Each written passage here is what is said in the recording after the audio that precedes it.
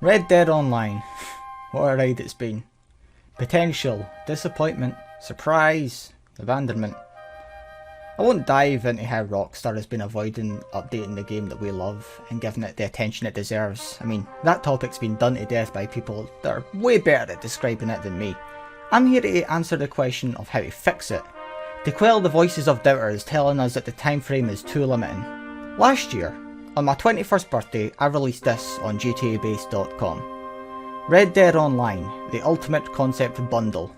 This was a cumulative and cohesive combination of all of my previous concepts and ideas to improve Red Dead Online, reworked into a 5-year roadmap for the game which would span 11 updates. The main article currently sits around 36,000 words long when combining all of the features and my justifications for them. 52,000 if you tie in all of the scripts I wrote for them too. Each update was formatted into Rockstar support style patch notes, as if they had just been added to the game. These were complete with changes, additions, seasonal and live events, outlaw passes and more. Several updates had accompanying scripts in order to get a tonal feel for any stories that were attached to them. I spent hours ensuring each of the updates kept to a cohesive theme, were being added at the right time for Red Dead Online in comparison to one another, and weren't out with Rockstar's scope for content, all whilst adhering to their 2 updates per year plan. I also done my best to ensure each update had some form of monetization for Rockstar, as that is their primary goal as a business and it helps fund future patches. Naturally, a lot of these updates house larger features and sometimes overhauls to existing mechanics in the game. Some of these would be hard to run on the 2013 hardware that is the Xbox One and PlayStation 4. That's why the Ultimate Concept Bundle is targeted towards the modern day consoles and PCs, to unlock the full potential of Red Dead Online, some of which is perhaps already been held back due to technical limitations. This is a 5-part series discussing only some of the highlights of the article due to its massive scale, aimed to help those who perhaps, understandably, don't have the attention span to read all of that. Naturally, for those of you who are interested, the article in its whole, as well as direct links to each update mentioned within the video, will be linked in the description of each of these videos. There are also timestamps if there is one update in particular that you're interested in hearing about. The way I'm formatting these videos is I'll talk about a couple of updates per video, detailing their features in the following order. The update's title, a brief summary of what the update is and what I wanted to achieve with it, discussing the season of that update, and then highlighting some, but not all, of my favourite features within that update concept. And then I'll finish it off with some information about my plan for the Outlaw Pass or Quick Draw clubs available within it. Before I delve into the 3 updates within today's video, I would like to explain one of my evolving features throughout the plan: seasons. I know this may be controversial to some of you, but hear me out. Red Dead Online is currently locked at a time frame a few months before the main events of Red Dead Redemption 2, we all know that. The goal of seasons is to create a sense of an evolving world within Red Dead Online, whilst simultaneously promoting the story to those who have yet to try it out. Each update will take us through a chapter of the game, starting from just before the first chapter all the way through to the second part of the epilogue. Naturally, I didn't want to compromise the integrity of the story, so whilst our characters will be able to minorly interact with Dutch and the gang through live events, the role will be minimal for the most part. A small part of this feature I like is if you have the main Red Dead Redemption 2 game and not the standalone online title, you will see Arthur dressed up in whatever clothes you were wearing in your most recent save. Having this little case of continuity personally instanced to you just really makes him feel like a real character in a living world that he isn't the centre of. The goal with live events was to find a way to bring players back to the game semi-frequently to witness the world evolving and growing around them, all while simultaneously bringing us all back into the story and providing our character with a little bit of lore and more of a personality for us to relate to. With the passing of time and the changing world being huge themes of Red Dead Redemption 2's main story, I felt like this was important to bring that into the online in order to really tie the worlds together. Within this video, I will be talking about the first 3 updates within the Ultimate Concept Bundle: Living Frontier, High Society in the Grace Lancing Gambit, and the Saint Denis Fight Club. I hope you enjoy each of these updates, as I really did spend a lot of time and love on them. Now, for the first update, Living Frontier. This was built to be a huge overhaul in the main Red Dead Online world, bringing it up to the dynamic and full of life experience seen in the single player. Here, you won't see huge spectacle tier content, but rather the quality of life updates that will lay the groundwork for future updates to come. I'll be sharing my 17 top features from this list, but first, the seasons. With this update taking place just before the events of the main story, there isn't much going on in the season. Dutch's gang are near Blackwater, the Calendar brothers and Jenny are still at the camp, alive and well. Sean has found the gang and will give his missions from there too. Now on to the features. The first feature of the Living Frontier update I would like to discuss is the personalised movement. Sometime after Red Dead Online released, Rockstar sped up player movement and cut down on a lot of the animations compared to story mode at player request. It really helped speed up the pacing of the online mode, but it was still a controversial take for a lot of people. Having the ability to change up your own personal movement styles and customise it to your own experience would really help players get immersed in the game that they want to play. Of course, there is the question of balance, but naturally nobody's locked out of any content. If you choose to have slower skinning animations and reloads, well, that's on you. Counting it as hard mode if you like. The second one is quite a wide topic, but an important one for world building nonetheless. Having single player businesses, just like the hotels and theatres and bars function the same way in online, just helps with player immersion and in a lot of ways convenience. Even just a trip to the theatre with friends gives players something else to do whilst they wait on a mission cooldown. I've listed how certain businesses would be slightly reworked to fit online within the article, which you can see on screen now.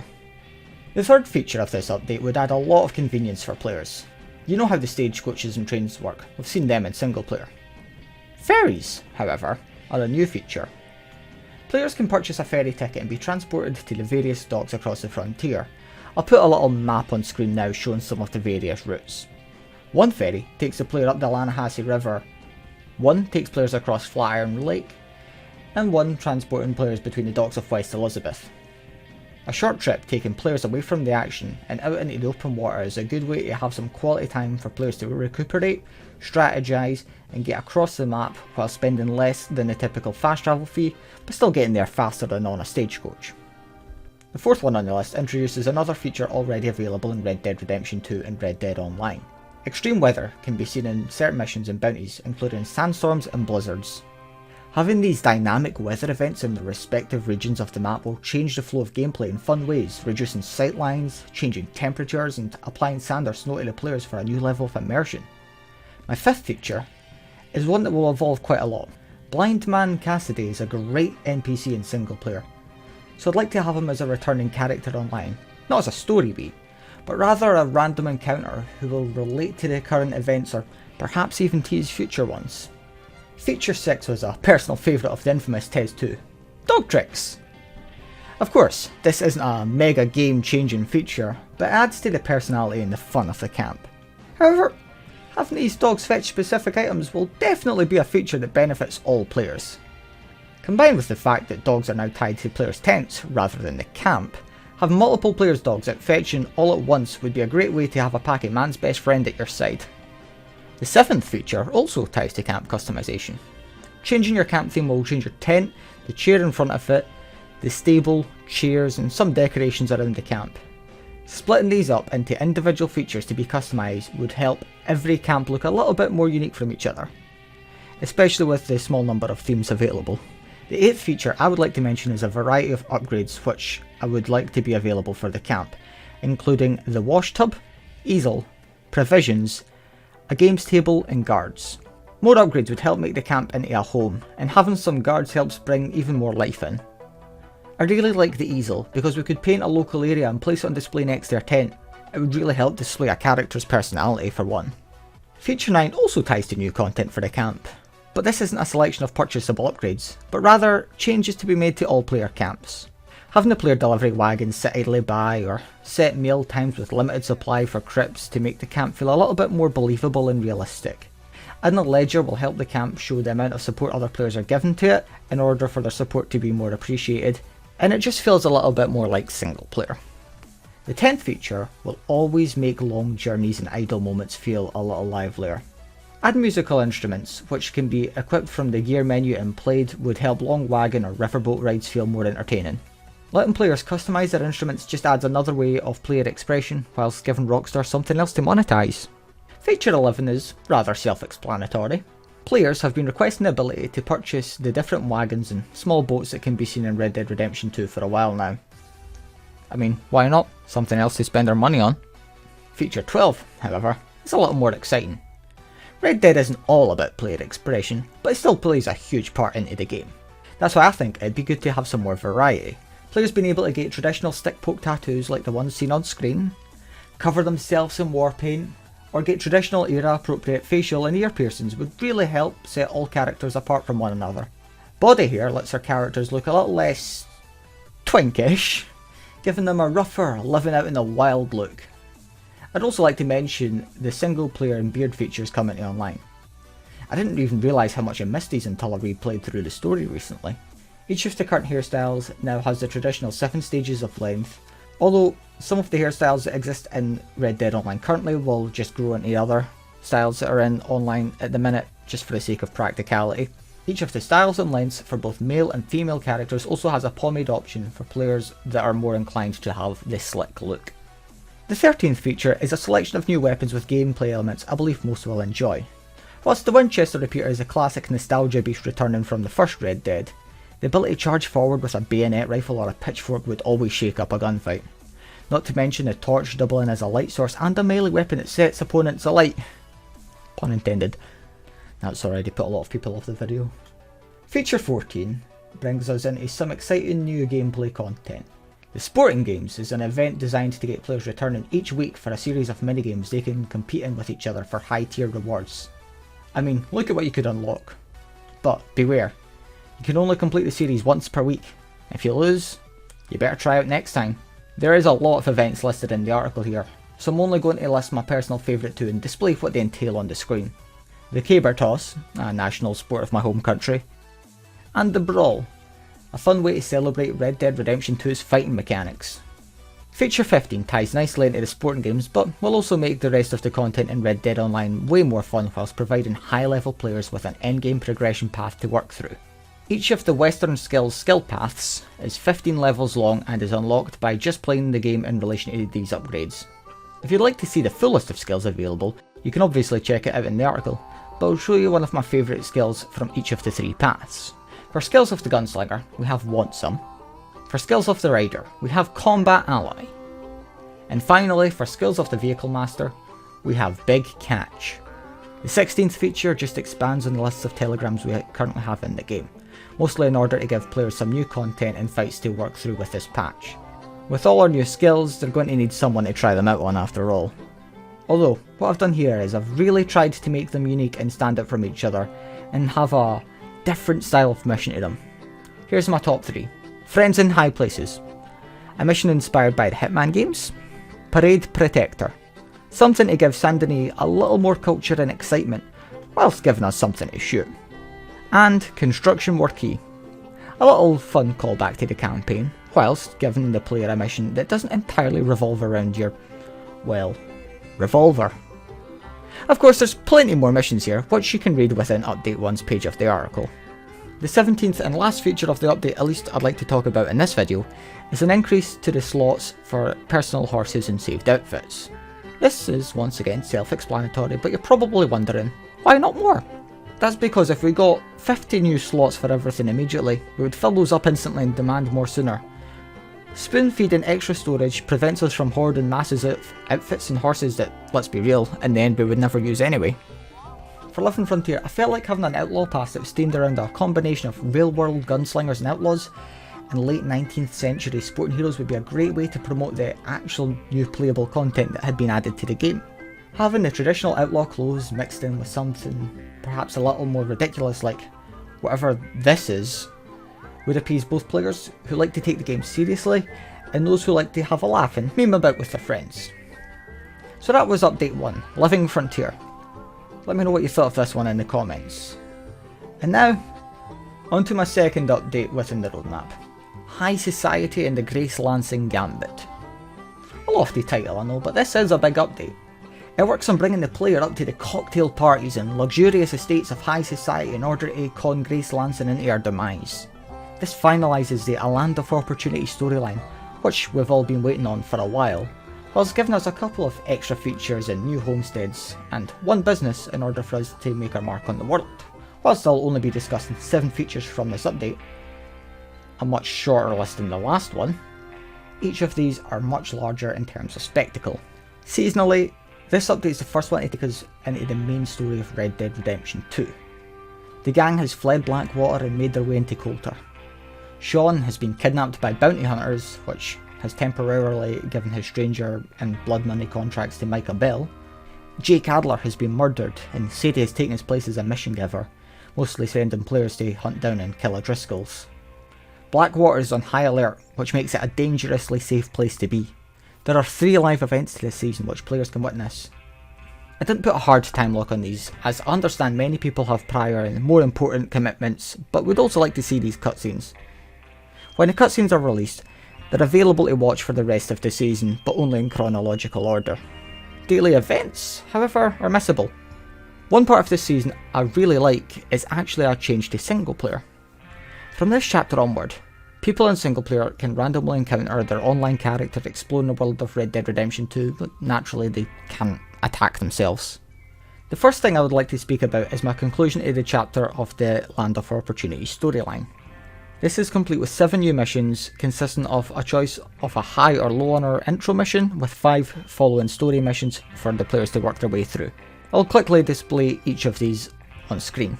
High honour introduction, personal security. The low honour introduction, choice of transport.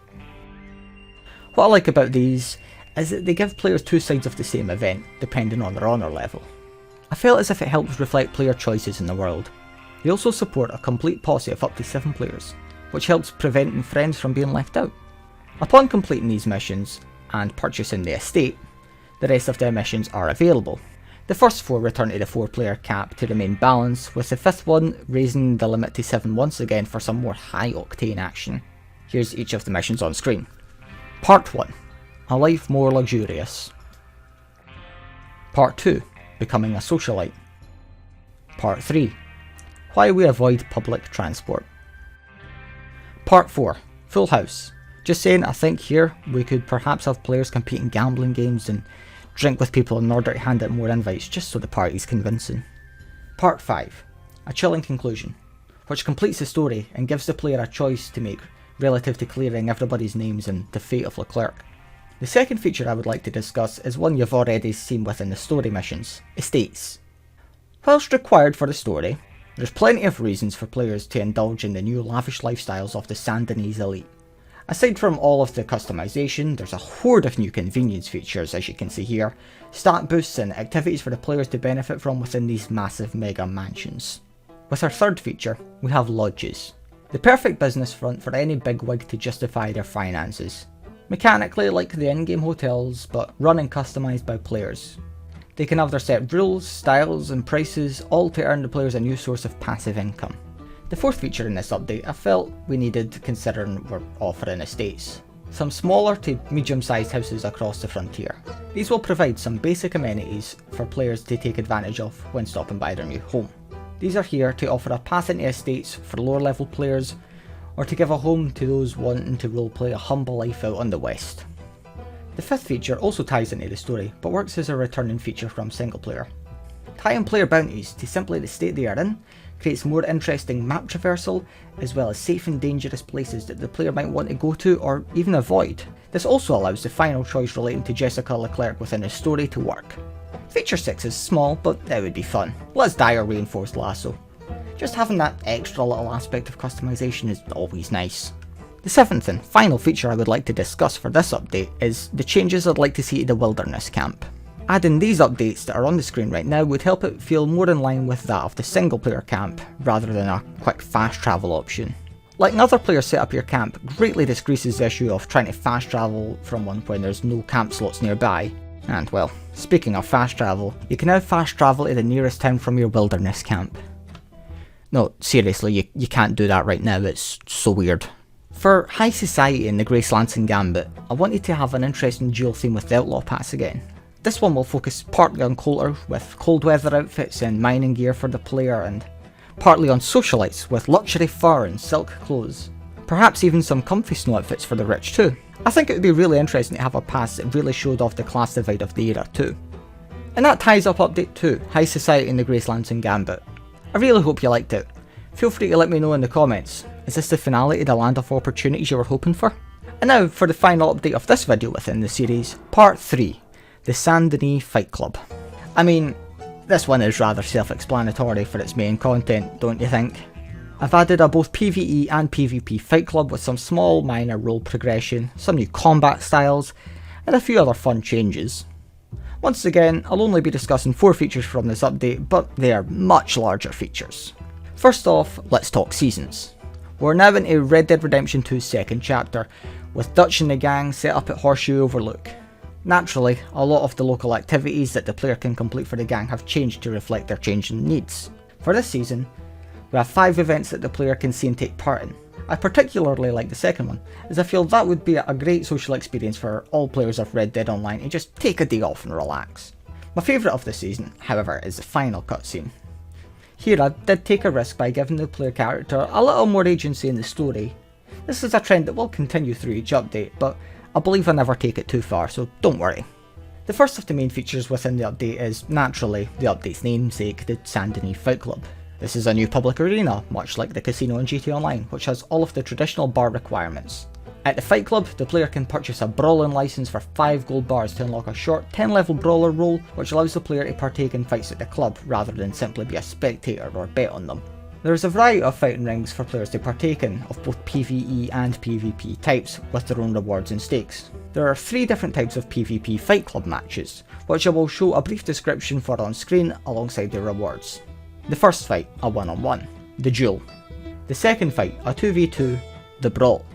And the third fight, the free-for-all. Player versus player matches will naturally be tougher to win, but easy to spam for cash. That's why they can only be won once per in-game day, with only a 20-minute cooldown if you lose. This also applies to the PvE matches, which work a little differently. Players in these fights will get to stay in the game for 10 rounds, or until they're beaten. Each round progressively gets tougher than the last. These matches consist of solo champions, dual champions, and the gauntlet, which is the ultimate challenge for aspiring brawlers and lover of Red Dead Redemption 2's melee combat such as myself. I can imagine myself visiting this every day.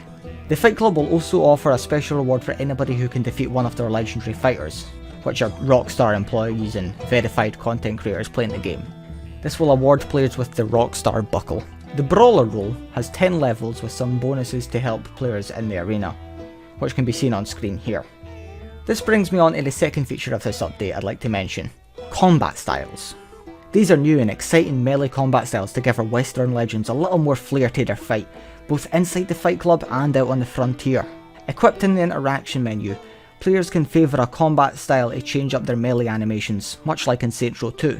I loved this feature in that game, and it helps give our characters a lot more physical personality out with their clothes and such. The mixed martial arts fighting style, unlocked at the end of the brawler role, takes a variety of animations across all of the other fighting styles for players to use if they just can't pick their favourite. All of the fighting styles, due to their unique animations, will also have their benefits and weaknesses in relation to speed, dodging and damage. A brawler may hit harder, but they're much slower than someone using karate. Krav Maga experts will be much more efficient with grapples and other counter attacks. To keep a little excitement around, I decided to add 2 new minigames to the player camp, because why not? They're nothing too complicated, mostly working like reskins from Grand Theft Auto 5. Horseshoe, working like darts, and knife throwing, which takes its mechanics from golf. I also added some small but impactful quality of life updates within this update. Having random encounter wagons and passenger trains loot tables be upgraded to include collectibles will help motivate players to express their thieving outlaw side with the potential for better rewards. Adding the Fight Club as an export location for the Bayou Moonshine Shack also just helps it feel like a real place within the world. For this Outlaw Pass, I wanted to continue my dual theme between the seasonal content and the update content by having some clothes themed around Valentine, with cheap farmer clothes and time accurate wool clothing for one part of the pass, and the other hosting special fighting gear like more colourways of the hand wraps and rope knuckles, and some new pairs of shorts for the player to wear. And that, people, is a wrap on the Denis Fight Club and the 3 out of 11 updates that I'll be talking about in this video. Let me know what you're thinking of this update, and what you're thinking of the Ultimate Concept Bundle so far in the comments. What would you change? Remember, you can read the full thing at GTABase.com, with the article linked in the description of this video. Hashtag save Red Dead Online and be nice to one another. Catch you in the next video, shaggers. Let me ride on the ring-dang-doo, the ring-dang-doo. Now what is that? It's soft and round like a pussy cat. Got a hole in the middle and split in two. That's what you call the ring-dang-doo.